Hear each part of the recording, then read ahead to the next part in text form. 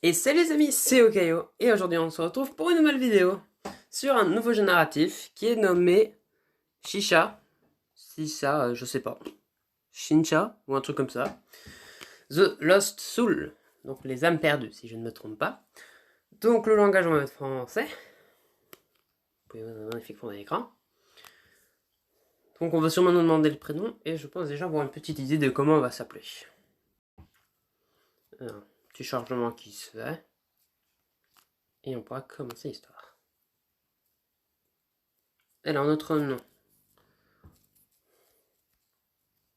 Alors aujourd'hui, on va s'appeler, dans l'histoire, on va s'appeler Lucas. Voilà. C'est parti.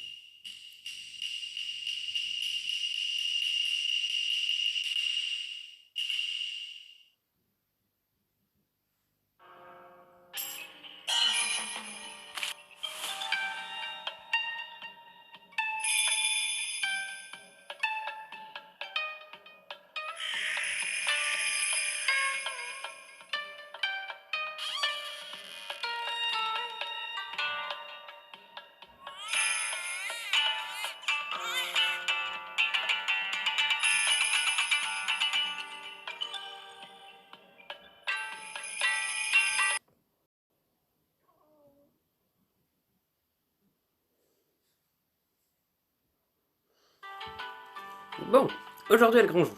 La cérémonie de passage à l'âge adulte de Hayato. Je dois l'admettre, je suis un peu jaloux. Aujourd'hui, il veut entrer dans la forêt scellée pour aller au sanctuaire. J'aimerais y aller aussi. Personne n'a le droit d'entrer dans la forêt scellée en bordure du village avant la cérémonie de passage à l'âge adulte. La légende dit que si un enfant entre dans la forêt, Dame Shiyo l'emportera. Dame Shiyo. Je me demande s'il y a du vrai dans cette histoire. J'ai essayé d'y entrer plusieurs fois pour le découvrir. Ça sonne exactement comme un des jeux d'horreur auquel je joue. Il n'y a aucun autre moyen de vivre une aventure dans le village de Tokoyomi. Mais je n'ai jamais eu le cran d'y pénétrer. Tout le monde part de la forêt scellée de la cérémonie avec tant de sérieux que je ne m'en sens pas de le faire. Qu'il y ait des fantômes ou pas, il doit y avoir une raison pour laquelle la forêt est interdite aux mineurs. Beaucoup de gens disparaissent dans le coin. Des enfants entrent dans la forêt et ne ressortent jamais. J'imagine que je vais devoir attendre jusqu'à mes 20 ans pour ma propre cérémonie.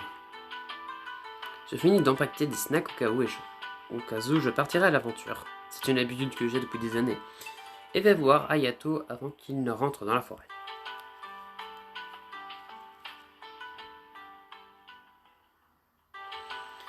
Mais d'ici à ce que je revienne à Hayato en bordure du village, Kotomi est déjà là.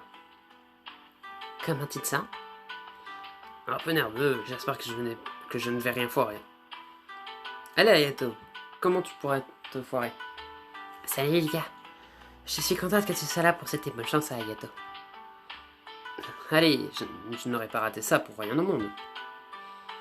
C'est vrai que je suis resté dans mon coin ces derniers temps, mais je n'avais pas de raison particulière. Nous sommes tous les trois meilleurs amis depuis des années. Mais ces derniers temps, j'ai commencé à remarquer que Kotomi n'est pas qu'une amie, mais aussi une fille. Et ça rend les choses gênantes. C'était comme si je savais plus comment me comporter avec elle. Entre ça et Hayato qui travaille au restaurant de sa famille, ça fait longtemps qu'on ne s'est plus retrouvés tous les trois comme avant. Tu es encore perdu dans tes pensées, Lucas? Quoi, t'aimerais pouvoir venir avec moi?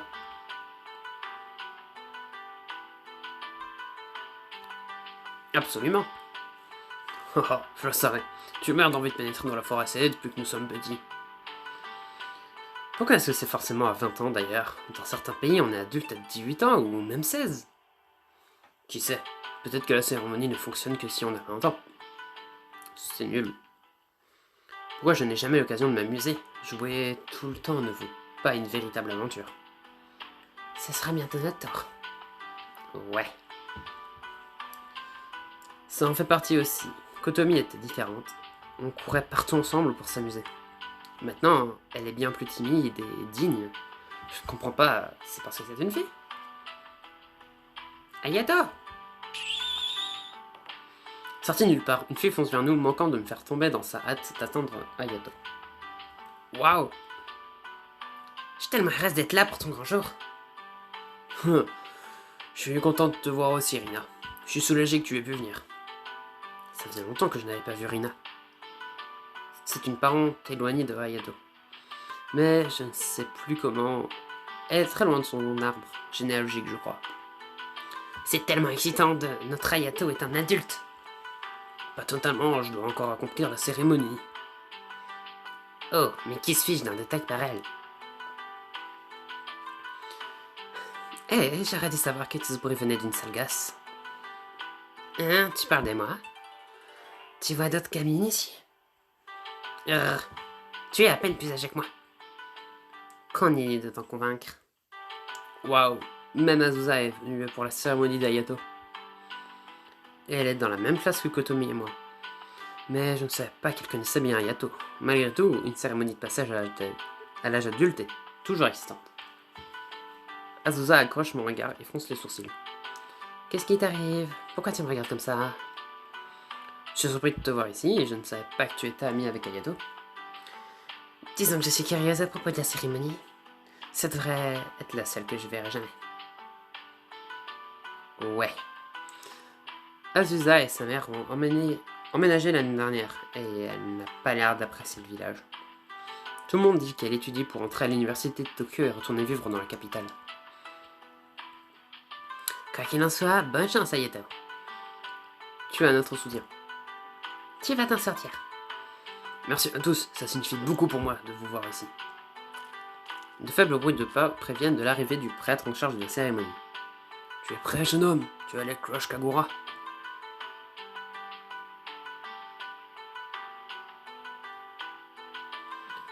Oui, je suis prêt. Alors suis-moi. Nous souhaitons bonne chance à Hayato, et il se tourne pour suivre le prêtre vers la forêt scellée, faisant sonner les cloches Kagura pour se protéger. Ça sera bientôt un an. Ouais, on deviendra officiellement adulte. Je ne sais pas vraiment si l'idée m'excite ou m'effraie. Ça signifie plus de liberté, mais aussi plus de responsabilité. Hayato et les prêtres passent sous la porte du sanctuaire au bord du village et sont bientôt hors de vue. Je me demande à quoi ressemble la cérémonie. Tout ce que je sais, c'est qu'Hayato doit aller au sanctuaire pour effectuer un rituel et être enfin accepté comme adulte. Peut-être qu'une fois qu'il reviendra, je pourrai le convaincre de m'en parler. Oh non! Qu'est-ce qu'il y a? J'ai acheté un talisman pour protéger Hayato, mais j'ai oublié de lui donner. J'arrive pas à croire que j'ai oublié. Il n'a pas besoin de talisman. Hein? Comment tu le sais? Il a les cloches Kagura, alors... Mais une protection de plus ne serait pas trop, pas vrai? C'est un porte-monnaie, il est censé protéger quiconque le porte. Ah, pourquoi ai-je le sentiment que ce n'est qu'un bibelot qu'elle a acheté dans un magasin quelque part? C'est trop tard maintenant. Oh non, tu vas voir. Hein? Avant qu'on puisse se demander ce qu'elle veut dire, elle se précipite vers la forêt scellée. Hé, Rina, reviens! Rina! Quelle sale gamine, reviens! Ignorant nos appels, Rina continue de courir vers la porte du sanctuaire. J'imagine qu'elle ne croit pas à la légende de Dame Shio. Allez, on doit l'arrêter. Kotomi court surprenamment rapidement malgré sa jupe. Elle arrive à tenir le rythme alors que nous courons après Rina. Azusa est juste derrière nous. Rina, tu ne peux pas entrer. Rina! Rina est bien trop loin, elle n'hésite même pas. Elle passe la porte et entre dans la forêt scellée alors que nous la tenions. Ah, je n'arrive pas à y croire. Et maintenant, on doit la suivre. Tu ne voudrais quand même pas qu'on pénètre dans la forêt scellée. On ne peut pas laisser Rina y aller seule, c'est trop dangereux.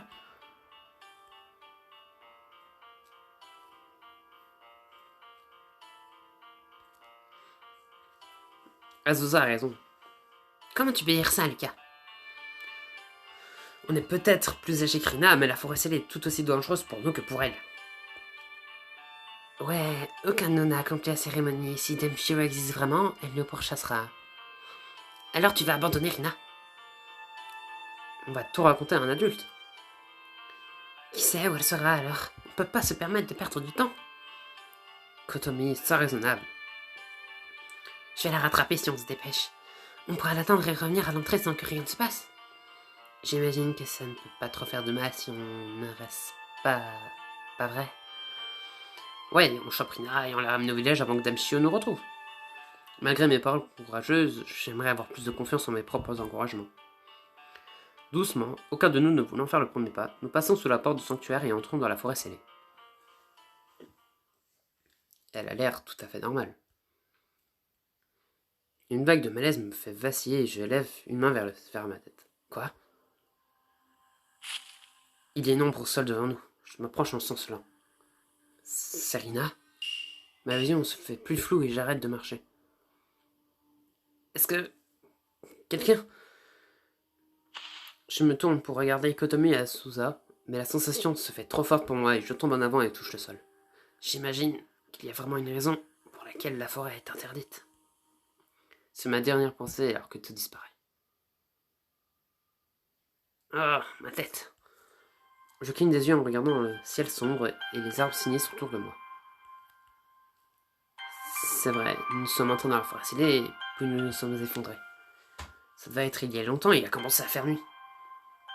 À côté de moi, Kotomi se frotte la tête en s'asseyant. Asusa grogne derrière nous et s'étire doucement. Quelques pas plus loin, Rina se lève avec difficulté et cligne des yeux confuses. Et à ses côtés... Oh, que s'est-il passé? Hein? Qu'est-ce qu'Ayato fait ici? Ça ne fait aucun sens. Il devrait être au sanctuaire, il n'y a aucun signe de prêtre qui l'accompagnait. Ayato, pourquoi? Un doux bruissement me coupe. Je me relève doucement et regarde autour de moi. Qu'est-ce que c'était? Asusa et Kotomi se relèvent et nous nous tenons là tous les 5. Personne n'ose parler alors que le son continue. Quelque chose arrive vers nous. Vous êtes venu. Vous êtes là. Oui. Est-ce que ça pourrait être Dame Shio? Des enfants dans ma forêt? Elle rentre vers nous tendant une main pâle.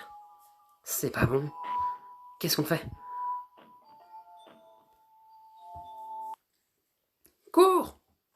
Je me tourne vers le chemin d'où nous venons, vers le village, et me mets à courir. Les autres font de même. Avec un cri à glacer le sang, Shio nous poursuit. On dirait la légende de la forêt scellée était vraie après tout. Malgré ma curiosité, je ne veux pas le découvrir comme ça. Tout ce temps, j'imaginais que l'aventure serait comme dans un de mes jeux, amusante et excitante. Où allez-vous? Il n'y a nulle part où se cacher. Se faire chasser comme ça n'est pas si excitant et surtout terrifiant. Je suis désolé, vraiment. Si je n'avais pas... Chut, ferme-la et cours! Rien ne me fusille du regard, mais m'obéit. Alors que nous perdons le fantôme de vue, nous ralentissons, préférant rester discrets plutôt que de nous précipiter. Le village ne doit pas être bien loin. Une fois qu'on a franchi le portail, on sera en sécurité. Nous avançons doucement, mais nous ne pouvons pas éviter de faire du bruit. Le frottement de nos vêtements, le craquement des branches sous nos pieds, le tintement des cloches. Je vous tiens. Elle sort de derrière les arbres avec un cri de triomphe et nous partons à nous. Non, on se dirige à l'opposé du village. Est-ce qu'elle nous piège? On doit aller assez loin pour se faufiler sans qu'elle nous remarque. Comment? Ça n'a vraiment pas fonctionné la dernière fois. Ce sont mes cloches qui attirent. Il serre ses cloches Kakura pendant un moment puis les jette au loin. Tu as essayé de ton coup, elles ne sont pas censées nous protéger. C'est un peu tard pour ça maintenant. Il les jette en l'air. Elles sonnent fort en passant à travers les arbres et atterrissent plus loin dans la forêt. Trouvé!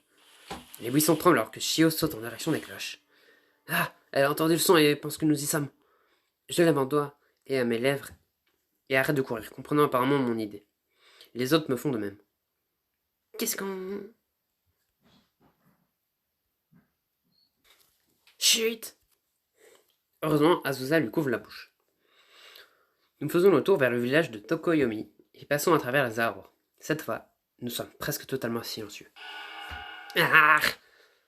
Son cri de colère me glace le sang. Elle doit avoir découvert les cloches. Allez, on ne doit pas vraiment être loin du village maintenant. On n'est pas allé bien loin avant de s'effondrer. Tout le monde est livide, les yeux grands ouverts, mais nous continuons à avancer dans l'ombre des arbres aussi vite que possible. Au moment où on a réussi à distancer Shio, elle va devoir nous rechercher. Quand l'entrée du village arrive enfin en vue, je manque de pleurer de soulagement. On y est presque, allons-y. Ne nous inquiétons plus d'être discrets, nous courons le long du chemin. J'en suis sûr. qu'on aura des problèmes pour être rentré dans la forêt scellée. Mais je m'en fiche, je serai heureux d'en être sorti. Au moment où nous entrons dans le village, je me fige. Qu'est-ce que c'est? Hein? Pourquoi est-ce que vous... Ouah! Je n'aime pas ça. Je n'aime vraiment pas ça. Est-ce que tout le monde reste calme? Il doit y avoir une explication logique. Malgré mes paroles fermes, je suis sûr que nous sommes tous deux à point de paniquer. Plus j'observe le village, le pire c'est. Les maisons sont vieilles et en ruine, l'air est froid et les sols arides. Des ombres traînent le long des chemins et autour des bâtiments. Des ombres mouvantes. Des monstres qui se tournent pour nous regarder comme si nous étions les intrus. Je ne sais pas où nous sommes, mais une chose est sûre. Ce n'est pas le village de Tokoyomi. Mais si ce n'est pas notre village, alors où sommes-nous? Nous sommes encore sous l'emprise de la forêt scellée. Est-ce que Shiyo peut nous attendre ici? Et puisque passer le portail aurait dû nous ramener à la maison, comment allons-nous partir d'ici?